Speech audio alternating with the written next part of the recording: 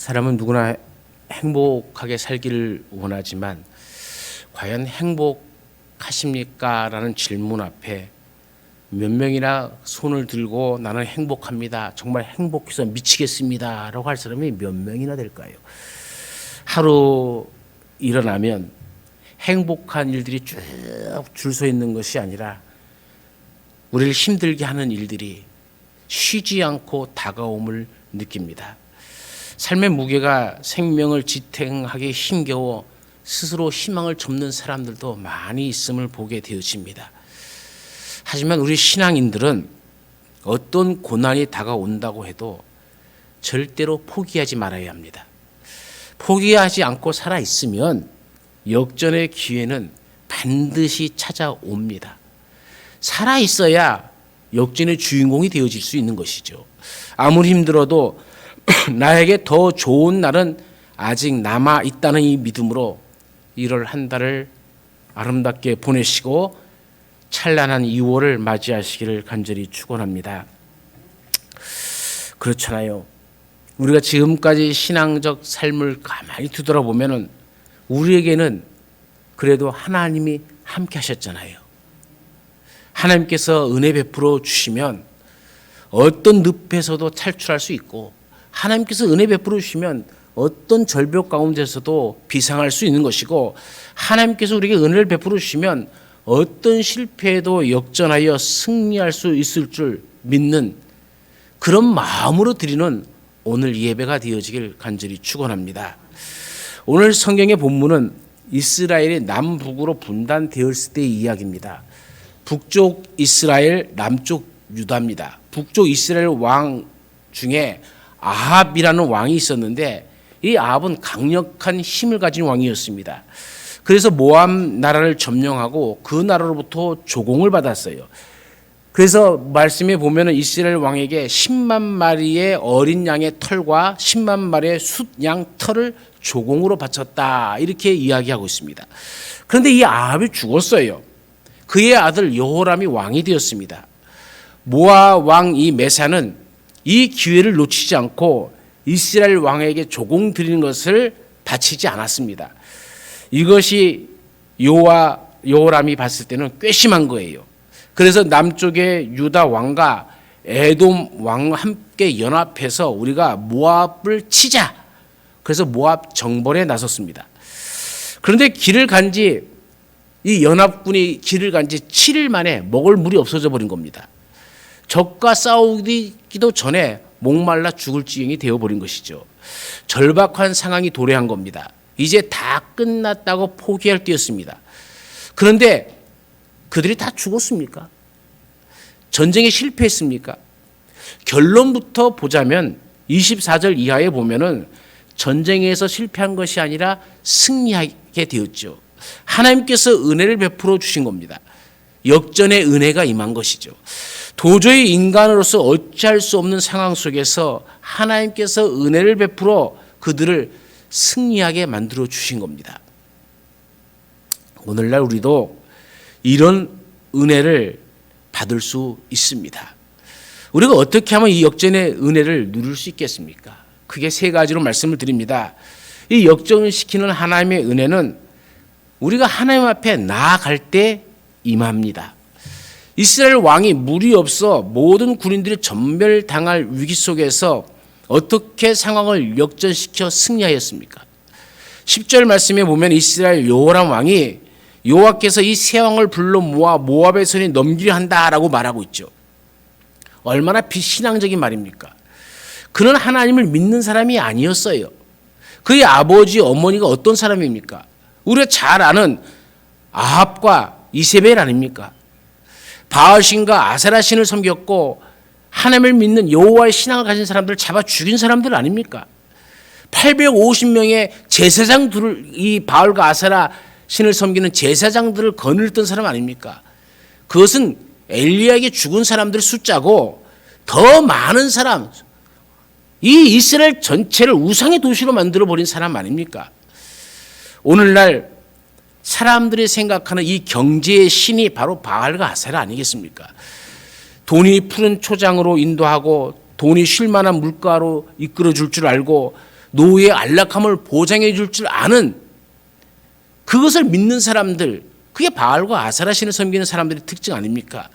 경제만 잘 되면 된다는 이 물신을 섬기는 사람들입니다. 부자가 되게 해주고 성공만 시켜주면 된다는 신앙을 가진 사람들이죠. 이 궁중에 바알신과 아세라신을 섬기는 이 학교를 만들었어요. 전문적으로 우상의 선지자들을 기르는 사람들이 왕궁 안에 있었습니다. 남쪽에 자기 딸을 시집 보내서 유다까지 바알신으로 점령하려고 했던 사람이 이 아하방 아닙니까? 그리고 그 딸을 통해서 메시아 언약을 성취한 다윗의 씨를 완전히 박멸하고 한 사람입니다. 하와를 유혹한 이 사탄의 조종을 받고 있는 사람, 그게 아합과 이세벨입니다. 돈과 권력은 있지만 집안이 질적으로 아주 안 좋은, 신앙적으로는 저주받은 집안입니다. 그런데 그 장본인인 아버지가 죽은 거예요. 아합이 죽었습니다. 그리고 그 아들인 여호람이 왕이 되었는데 이는 어떤 사람입니까? 그래도 제 아버지보다는 조금 낫죠. 여호와의 보시기에 악을 행했다라고 평가하지만은 아합보다는 조금 나아서 바알 주상을 다 부셔버렸습니다. 그런데 3절을 보면은 이 사람의 평가가 여로보암의 길을 따랐다라고 얘기합니다. 송아지 우상을 섬기고 절기를 마음대로 바뀌고 제사장을 자기 마음대로 세우고 폐해버리고 그런 일을 하였다는 것이죠. 하나님의 말씀과는 아무 상관없이 자기가 하나님 역할을 하고 또 유사 종교들을 만들어낸 것이죠. 흔히 혼합 종교주의자가 된 겁니다. 요즘 신세대 용어로는 종교다원주의가 된 것이죠. 이단과 같은 사람입니다. 교회를 다니면서도 무당에 가서 점치는 사람과 똑같은 사람들이죠. 연약한 사람이고 믿음이라고는 찾아볼 수 없는 사람들입니다. 예수 안 믿어도 구원받는 길은 수없이 많다고 생각하는 사람들과 같은 사람들입니다.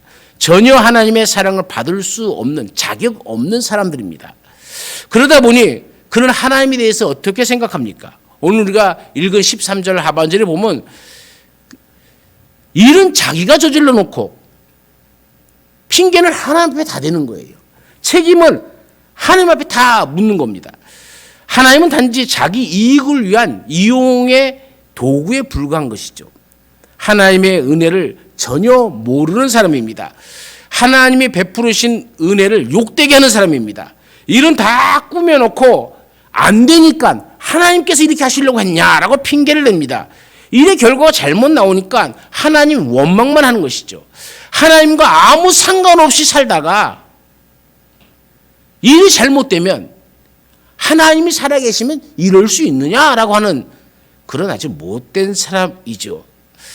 하나님과 아무런 상관없이 사업 계획하고 기도 한 번 하지 않고 일을 추진하다가 잘못되니까 하나님이 어떻게 이럴 수가 있냐라고 원망하는 우리들의 모습과 똑같은 것이죠.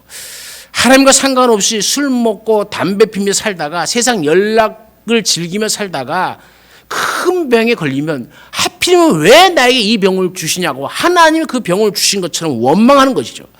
하나님과는 아무 상관없이 자식 교육시켜 놓고 대학에 떨어지면 왜 우리 아들만 떨어지느냐고 하나님을 원망하는 자들과 똑같은 것이죠. 그런데 말입니다. 믿음이 있는 유다왕 여호사밧은 어떻게 합니까? 11절 말씀에 보면 극한 상황이 다가오니까 하나님의 사람 엘리사를 찾잖아요. 사실 여호사밧 왕도 전쟁에 참여했을 때에 하나님께 물어보지 않았습니다. 믿는다고 했지만 하나님께서 원하시는 것이 무엇인지 하나님의 뜻을 물어보지 않고 인간과 여호람과 야합을 한 것이죠. 그런데 망할 위기, 죽을 위기에 처하니까 하나님께 지혜를 구하는 겁니다. 하나님께 나아가는 것이죠. 그래서 그나마 믿음이 있는 자라는 얘기입니다. 대부분 사람들이 그렇습니다. 위기가 다가와야 하나님께 나아가서 하나님의 은혜를 구하는 것이죠. 그래서 때로는 질병도 은혜고 고난도 은혜고 실패도 은혜고 위기도 은혜인 것이죠. 여호사밧이 하나님께 나아가고자 하니까 다른 두 왕이 어떻게 합니까? 믿음의 사람을 말을 듣고 믿음 없는 자들이 같이 하나님께 나옵니다. 우리의 삶도 이와 비슷한 경우가 많죠. 불치의 병에 걸리자 믿음 없는 다른 가족도 하나님께 나오는 경우도 있고, 사업이 망하자 잘 나갈 때 세상에 놀던 아들, 딸들이 교회에 돌아오는 그런 이 모습도 있죠. 사실 에돔 왕은 하나님과는 아무 상관없이 사는 사람들 아닙니까? 그러나 위기에 처하니까 그들도 여호사밧 왕을 따라서 하나님 앞에 나오는 것 아닙니까? 하나님은 이 사람들을 차별하지 아니하십니다. 위기를 당하여 불신자나 마음이 연약한 자나 이단에 빠진 자나 누구든지 여호와 앞에 나오면 하나님께서 은혜를 베풀어 주실 줄로 믿습니다. 이들이 역전의 은혜를 받은 비결이 무엇입니까? 바로 하나님께 나아가 은혜를 구하는 데 있는 거예요. 인간적으로 볼 때 다 끝난 것 같지만은 하나님 앞에 나아가는 데 늦은 시간은 없습니다. 지금이라도 하나님의 말씀을 듣고자 나아오면 되는 것이죠. 문제가 복잡하면 복잡할수록 하나님 앞에 나와야 됩니다. 그럴 때 하나님께서 주시는 역전의 은혜를 우리가 받을 수 있게 되어집니다. 어떤 상황에서도 하나님께 나아가면 역전의 은혜를 하나님은 우리에게 베풀어 주십니다. 한나가 아이를 낳지 못해서 불임나에게 밀리고 밀리는 인생을 살았지만 여호와 앞에 나아가니까 역전의 은혜가 베풀어져서 사무엘을 낳고 새로운 인생을 살게 되었지 않습니까? 위기는 죽으라고 주는 것이 아니라 예수님께 손들고 나와 은혜 받으라고 주는 것인 줄로 믿습니다. 하만에 의해 이스라엘 백성들이 전멸의 위기에 처해 있을 때에 에스더와 그 백성들이 죽으면 죽으리다 다짐하고 하나님 앞에 금식하며 나오니까 하나님께서 하만은 죽고 이스라엘 백성들은 살아나는 역전의 은혜를 베풀어 주셨지 않습니까? 어떤 상황도 하나님께 나아가면 하나님은 은혜를 베풀어 주시어 우리로 하여금 인생을 역전시켜 주실 줄로 믿습니다. 질병의 수령에 빠져 있든지 가난의 늪에 빠져 있든지 불신과 회의로 기쁨을 잃어버리고 절망 가운데 있든지 우울증과 걱정으로 잠을 못 이루고 있든지 불안의 골짜기를 걷고 있다 할지라도 하나님 앞에 나오십시오. 하나님께서 은혜를 베풀어 주시어서 우리의 삶을 역전의 인생으로 만들어 주실 줄로 믿습니다. 우리가 찬송가 부르지 않았습니까? 예수 앞에 나오면 모든 죄 사하고 주님 품에 안기어 편히 쉬리라. 이 은총이 우리 모두 가운데 있기를 간절히 축원합니다. 두 번째로 역전시키는 하나님의 은혜는 은혜의 통로가 되는 하나님의 사람을 통해서 임하게 되어집니다. 새 왕이 이 절박한 문제를 가지고 엘리사 선지자에게 나아갔습니다. 이때 엘리사 선지자는 뭐라고 말합니까? 내가 당신과 무슨 상관이 있습니까? 당신의 부친의 선지자들과 당신의 모친의 선지자들에게 가소서 그러잖아요. 이건 여호람 왕에게 하는 겁니다. 북이스라엘 여호람 왕에게 너희 아버지 너희 어머니 선지자들이 있지 않느냐? 바알과 아세라를 섬기던 그 사람들한테 가지 왜 나에게 오느냐? 누구나 인간적으로 받아들이고 싶지 않은 사람들이죠. 자신을 괴롭히고 어려움이 오면은 도와달라고 청하면 도와주고 싶겠습니까? 그게 엘리사의 스승 엘리야 시대 때 얼마나 많은 하나님의 사람을 죽였습니까? 그런데 도와주고 싶겠어요? 쉽게 얘기하면 우리 가운데 많은 교인들을 죽여놓고 그 사람이 와서 다시 왔고 우리 좀 도와줘 그러면은 여러분 도와주고 싶겠습니까? 솔직히 얘기해서 어렵고 병들었을 때 도움을 청하다 병 낫고 잘 되면 또 교회도 안 나오고 하나님을 욕하고 다니면서 또 어려움에 처하면 또 도와달라고 그러면 도와주고 싶겠습니까? 바알과 아세라 신을 섬기던 사람들 아닙니까? 원수 같은 그 모친 이세벨은 아직도 살아 있습니다. 차라리 죽고 망해야 속이 후련한 사람들 아닙니까? 더군다나 이스라엘 이 왕은 여전히 정신을 못 차리고 하나님께서 이 새 왕을 모아놓고 죽이려 한다고 모함하고 있지 않습니까? 그러나 하나님의 사람 엘리사는 조금 달랐습니다. 그때 엘리사가 뭐라고 말합니까? 유다 왕 여호사밧의 얼굴을 봄이 아니면 그 앞에서 당신을 향하지도 아니하고 보지도 아니하였을 것이다 이렇게 하죠. 누구 때문에 이 문제를 풀기 위해 엘리사가 왕에게 협력한다고 말합니까? 그래도 믿음이 있는 유다 왕 여호사밧 때문이라는 것이지요. 역전의 은혜를 베풀어 주어야 할 한 사람이 있다는 겁니다. 하나님은 은혜 받은 이 한 사람 때문이라도 얼마든지 하나님의 구원을 베풀어 주십니다. 한 사람의 영향력은 미미한 것 같지만 때로는 대단합니다. 빌 게이츠는 미국 국민의 한 사람뿐이지만 그가 만들어낸 소프트웨어는 이미 전 세계를 장악하고 있지 않습니까? 성경을 봐도 한 사람 아담이 타락으로 모든 인생들이 저주와 죽음 가운데 거했지만 한 사람 예수님을 통해서 죽음에서 살아날 수 있는 길이 열렸고 축복의 자손이 될 수 있는 길이 열렸잖아요. 죄악이 관영한 세상을 멸망할 때 은혜 받은 노아 한 사람을 통해서 그 가족이 살아나고 새로운 인류가 탄생한 것 아닙니까? 역전의 은혜를 입은 기도의 사람 사무엘 한 사람으로 말미암아 블레셋이 그 힘이 아무리 막강해도 사무엘이 사는 날 동안에는 이스라엘을 괴롭히지 못했다라고 하지 않습니까? 은혜 받은 나 한 사람을 통해 교회가 부흥될 수 있고 은혜의 통로가 된 나 한 사람 때문에 가정이 흥하고 은혜 받은 나 한 사람 때문에 세상이 아름다워질 수 있다는 얘기입니다. 하나님은 말씀하십니다. 출애굽기 33장 19절에 나는 은혜 베풀 자에게 은혜를 베풀고 긍휼히 여길 자에게 긍휼을 베푸느니라. 또 출애굽기 20장 6절에는 뭐라고 얘기합니까? 나를 사랑하고 내 계명을 지키는 자에게는 천대까지 은혜를 베푸느니라. 우리 성도님 한 분 한 분을 통해서 우리 교회에 역전의 은혜가 베풀어 줄 수 있고 우리 가정도 우리 사업도 우리 이 사회에도 역전의 은혜가 베풀어 줄 수 있습니다. 옛날 조선의 증도라는 섬 마을에 한 여인이 살았습니다. 이 여인은 17살에 시집을 갔지만 첫날부터 남편에게 거부당하고 시집에서 쫓겨나 자살을 2번씩이나 시도했습니다. 죽을 수밖에 없었던 이 여인이 예수님을 믿고 신학을 공부하고 처녀 과부 전도사가 되었습니다. 말은 이상하죠. 처녀 과부 전도사라니까. 왜 처녀라는 말을 쓰냐면은 결혼은 했지만 한 번도 남편과 합방을 하진 않았어요.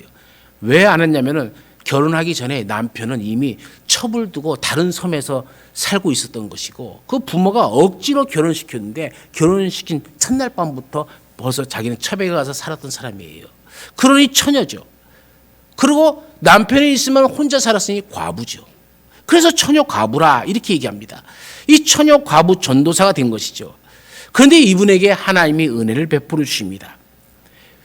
다시 이 전라남도 증도섬으로 돌아와서 자신을 배척했던 사람들을 위한 삶을 살았습니다. 18년 동안 연약한 여인의 몸으로 여러 삶을 흩어졌던 14개의 읍면을 돛담배를 타고 다니면서 수많은 섬 사람들을 전도해서 100여 개의 교회를 세웠습니다. 김중곤 목사, 정태기 목사, 그리고 이만식 목사 등 70여 명의 주님의 종들을 제자로 배출했습니다. 그녀의 장례식에 그 당시에 김구 선생님 다음으로 많은 조문객들이 이 섬으로 몰려와서 참석했다고 합니다. 이 여인의 이름이 문준경 전도사입니다. 지금 이 신안군 증도에 가면 이 문준경 전도사의 기념비가 있고 또 역사 터가 있습니다. 이 땅에서 의지할 것 없는 이 연약한 사람이라도 예수님을 구주로 영접하여 하나님의 은혜의 통로가 되어지면 세상을 변화시킬 수 있는 것이죠. 이 문조던 선생님 한 사람 때문에 신안군의 1004개의 섬으로 이루어진 이 신안군 섬 마을 사람들이 90%가 예수를 믿는 그런 섬 교회가 되어진 거죠. 그래서 천국의 섬이라 이렇게 불려집니다. 한국 CCC 대표로 섬겼던 이 김중곤 목사는 그녀를 한국의 마더 테레사라 불렀습니다. 하나님은 그 작은 자가 천명을 이루겠고 그 약한 자가 강국을 이룰 것이라는 그 말씀을 이 문진경 전도사 한 사람을 통해서 이루어 간 것이죠. 우리도 하나님의 은혜의 통로가 되어서 여러분 한 사람 한 사람으로 말미암아 하나님의 풍성하신 은총으로 여러분의 가정과 또 우리 교회와 또 우리 사회가 이 위기에서 살아나는 역사가 있기를 간절히 축원합니다. 세 번째로는 역전시키는 하나님의 이 은혜는 은혜를 받을 만한 준비된 그릇에 임합니다.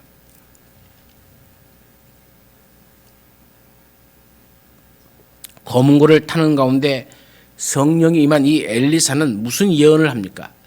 16절 말씀에 보면은 계속 여기저기에 개천을 많이 팔아 이렇게 얘기합니다. 사람들이란 것이요, 자기 자신이 무엇인가 조금 배웠다 생각하면은 하나님도 자기 지식 안에 가두려고 하는 이런 못된 습성이 있어요. 조금만 힘이 생겨 보세요. 조금만 자기의 힘이 생기면은요, 선지자도 노예 부릇하고 교회도 자기 마음대로 하려고 하는 아주 못된 이 성품들이 이 인간 안에 있어요. 엘리사가 상식적으로 이해되지 않는 말씀을 하는 겁니다. 근데 그들은 왕입니다. 북이스라엘 왕이고 남유다의 왕이고 에돔의 왕입니다. 한 나라를 대표하는 사람들이고 절대 권력을 가진 사람들이죠. 배울 만큼 배운 사람들이고 살 만큼 산 사람들이죠. 전쟁에서 지금 무엇을 해야 하는지를 잘 아는 사람들입니다. 근데 지금 군인들은 물이 없다고 아우성을 치고 있는데 아무리 파도 물이 나오지 않는 골짜기에서 엘리사가 하는 말이 개천을 팔아 그래요. 사실 이 개천을 팔아 하는 것은 우리 지금 번역으로 기대했지만 개혁 성경에 보면 웅덩이를 팔아라는 말로 나와 있어요. 웅덩이가 더 맞는 표현입니다.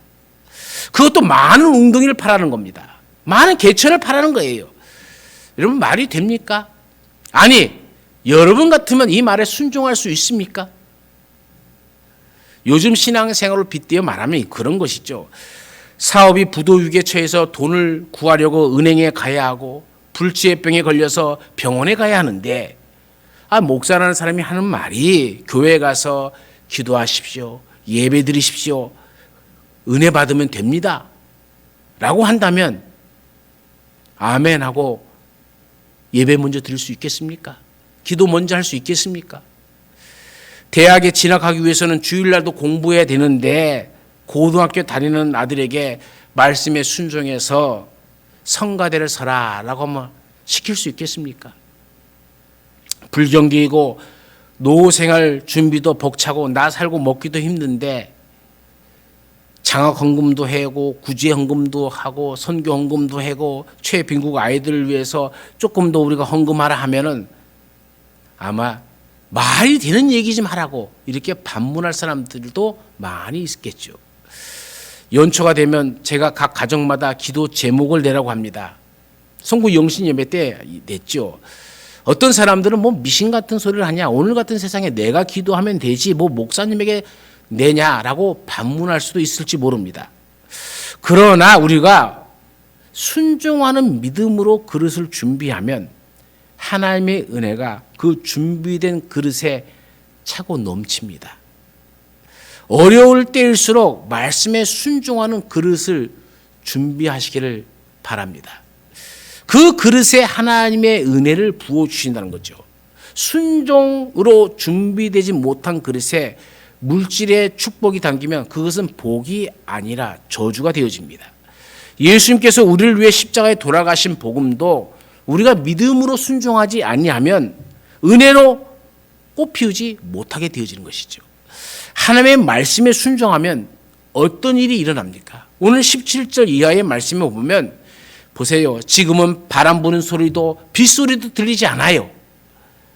여러분, 물이 개울가에 찰려면 바람 부는 소리도 들고 빗소리가 내는 소리가 들려야 개울가에 물이 찰 것 아닙니까? 골짜기에 물이 가득할 거 아닙니까? 그런데 하나님께서는 뭐라고 얘기하냐면은 바람 부는 소리도 빗소리도 들리지 않지만 이 골짜기에 물이 가득할 것이라 얘기해요. 뭐가 좀 징조가 보여야 믿죠. 뭔가 어떤 게 있어야 또 건덕지라도 있어야 믿을 것 아닙니까? 라고 하는데 그런 건 아무것도 없다는 겁니다. 그저 말씀에 순종해서 웅덩이를 파라는 거예요. 그러면 내일 아침 되면 물이 가득하게 찰 것이다. 비도 내리지 않고 바람도 불지 않지만 개울에 물이 찰 것이다. 믿어지십니까? 하나님께서 은혜를 베풀어 주신다고 말씀하는 거잖아요. 근데 이게 믿어지냐는 얘기입니다.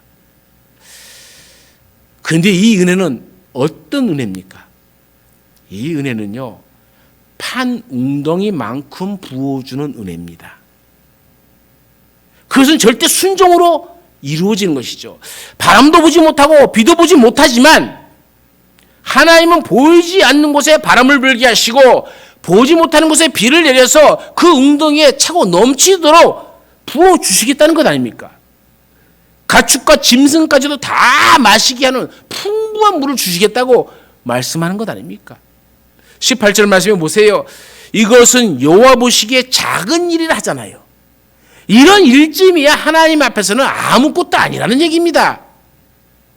우리의 눈에는 기적으로 보이고 우리의 눈에는 있을 수 없는 일이 벌어지지만은 하나님 눈에는 작은 일입니다. 그러면서 무엇을 말합니까? 물뿐만 아니라 근원적인 문제까지 해결해 주신다고 합니다. 대적들을 연합군의 손에 넘겨주시겠다는 겁니다. 쓴뿌리를 완전히 제거해 주시겠다는 것이죠. 병의 근원을 없애주시겠다는 것이고 가정의 불화도 근원적으로 다 바꿔주시겠다는 겁니다. 말도 안 되는 말을 듣고 오늘날 웅덩이를 준비하는 것은 무슨 뜻이겠습니까? 하나님의 은혜를 받을 만한 그릇을 준비하라. 그 말이죠. 그것은 말씀에 순종함으로 준비하는 그릇입니다. 아무리 많은 물질을 부어준다고 해도 그릇이 준비되지 못하면 그것은 축복이 아니라 저주입니다. 그릇이 준비되지 못한 헤롯에게 권력은 축복이 아니라 저주에 불과했잖아요. 어려움을 당하지 않으면 사람은 겸손과 순수와 순종의 그릇을 잘 준비하지 못합니다. 요셉은 13년이라는 고난의 턴을 통과하면서 순종을 통해 은혜 받을 그릇을 준비했습니다. 아브라함은 25년, 모세는 40년을, 다윗은 17년을, 바울은 3년간의 아라비아 광야의 기간을 통해서 역전의 은혜를 받을 그릇을 준비하였습니다. 결국 어떤 일이 벌어졌습니까? 20절 말씀에 아침 예배를 드릴 때에 물이 에돔 쪽에서 흘러와 그 땅에 가득하였다. 아멘. 우리 성도님들의 가정과 삶, 기업과 직장에, 여러분의 농토에 올 한 해도 하나님의 이 은혜의 강물이 흘러 넘쳐나기를 간절히 축원합니다. 은혜가 가득 차는 역사가 올 2023년 한 해 나타나기를 간절히 축원합니다. 그리고 어떤 일이 일어났습니까? 22절 말씀에 보면 모압 사람들이 아침 일찍 일어나 이스라엘 진지를 보았습니다. 해가 뜨자 물에 햇빛이 반사되어서 피같이 보였습니다. 그들이 어떻게 생각합니까? 23절을 읽어보면은 서로 싸워 피를 흘린 것을 보게 되어집니다. 이들이 다 죽은 줄 알고 죽음의 길로 들어옵니다. 24절과 25절을 보면 치고 쳐서 승리하는 역사가 일어납니다.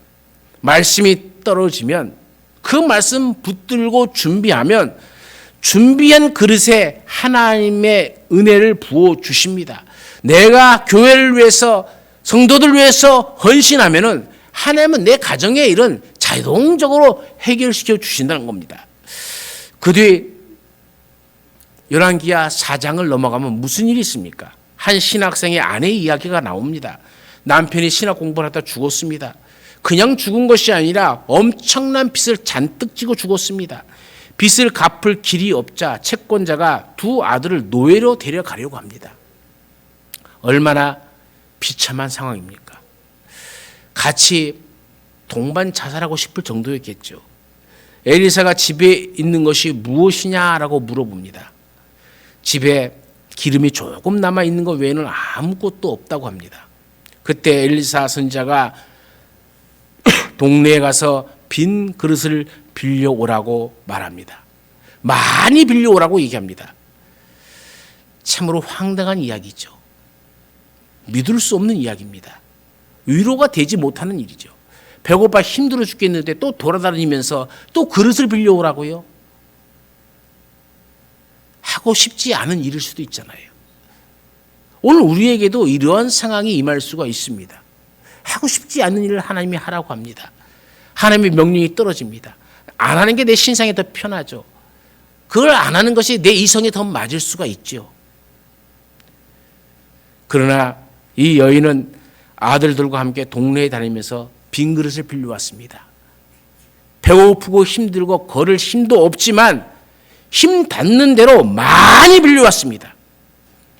그리고 남은 기름을 가지고 그 빈 그릇에 부으라고 합니다. 여러분, 이 기름이요, 과부의 손에 있을 때나 엘리사의 손에 있을 때나 그 기름의 양은 조금밖에 없어요. 많은 그릇을 빌려와도 여전히 기름병을 보면 조금밖에 없어요. 그런데 그 남은 기름으로 그 그릇에 부으라. 우리가 여러분 순종할 때에 순종이란 것은 끝까지 하는 것이 순종이지 순종하는 척하다가 안 하는 것은 불순종입니다. 순종은 100%를 얘기하는 것이지 99%를 얘기하는 것 아닙니다. 온전한 순종하는 것이죠. 많은 그릇을 빌려왔다 그래도 이 눈에 보이는 조그만 그릇, 이 기름, 그 기름을 보면 얼마나 부족합니까? 근데 그것을 그릇에 부으라? 이 그릇에 밑바닥도 안 찰 것 같은데 부으라! 어이없는 말 아닙니까? 순종이란 것은 그것조차도 행하는 겁니다. 붓기 시작하는 겁니다. 붓는 것은 내 일이고 채워주시는 것은 하나님의 일입니다. 하나님의 일까지 우리가 할 필요는 없어요. 우리는 붓는 일만 하면 되는 거잖아요. 붓습니다. 빈 그릇마다 가득가득 다 채웠습니다. 하나님의 은혜는 이렇게 준비된 그릇에 차고 넘칠 정도로 부족함이 없습니다. 사랑하는 여러분, 우리가 질병에 걸려서 희망을 잃었습니까? 경제적 어려움으로 근심과 불안의 늪에 갇혀 있습니까? 사람에 대한 실망으로 대인 기피증에서 우울하게 보내고 있지는 않습니까? 미래에 대한 두려움으로 기쁨과 평안을 상실하고 있지는 않는지, 수치스러운 과거에 묶여 죄의식으로 과거의 노예로 살고 있지는 않는지, 영적 무감각으로 영혼이 혹시 잠들어 있지는 않습니까? 우리 하나님께서 그 준비된 그릇에 풍성하게 물이 넘치도록 부어주실 줄로 믿습니다. 그러므로 짐승도 해갈되고 전쟁도 승리하고 하나님의 살아계심도 증거되어지고 하나님께 영광 돌리게 될 줄로 믿습니다. 이 은총이 우리 모두에게 임하기를 간절히 축원합니다. 우리 잠시 통성으로 기도합시다. 어떤 경우도 우리의 삶을 역전시키는 하나님의 은혜를 받기 위해 하나님 앞에 나아가는 내 발걸음이 되게 하여 주옵소서. 나를 붙들어 주시어 역전시키는 하나님의 은혜를 전달하는 하나님의 사람으로 살게 해달라고 기도하시고, 내 삶의 고난을 보는 것이 아니라 역전시키는 하나님의 은혜를 받을 만한 그릇을 준비하는 인생이 되어서 하나님이 은혜 베푸실 때에 그 은혜와 그 승리를 누리는 내가 되기 위해서 다 같이 통성으로 기도합니다. 거룩하신 하나님 아버지, 하나님께서는 우리에게 얼토당토 않는 말씀을 하실 때도 있습니다. 우리의 이성으로 해결되지도 아니하고 우리의 도대체 인간의 경험으로 납득되어지지 않는 명령을 하나님께서 하실 때가 있습니다. 그러나 하나님은 그 모든 명령 가운데 하나님이 이미 이루어 놓으신 일들을 우리가 눈으로 보게 하여 주옵소서. 우리가 이 일을 행하는 데 부족함이 없도록 우리의 믿음이 커져가고 우리가 하나님 앞에 언제든지 나와서 하나님이 뜻을 묻고 하나님 앞에 간구하며 기도하며 예배하는 자로 서게 하여 주옵소서.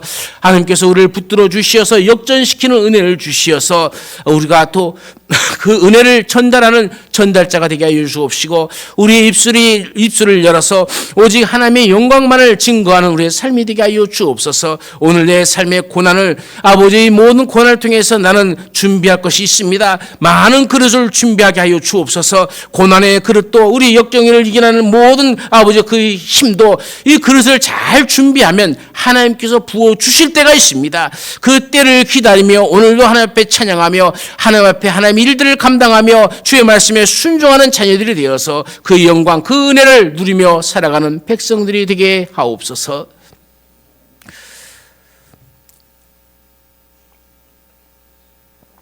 우리는 우리의 생각으로 하나님을 판단하고 하나님을 재고 하나님께서 요만큼밖에 해주지 못할 것이라고 하나님을 측량해 버립니다. 우리의 이 어리석음을 용서하여 주옵소서. 하나님은 바람을 불지 않아도 비가 내리지 않아도 개울 골짜기의 모든 웅덩이를 다 채우고도 남음이 있을 줄로 믿습니다.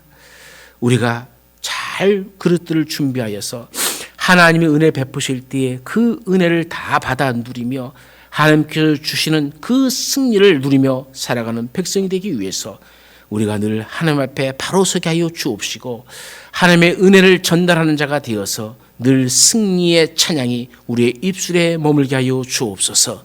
언제나 우리와 함께 하시는 예수님의 이름으로 감사하며 기도드리옵나이다. 아멘.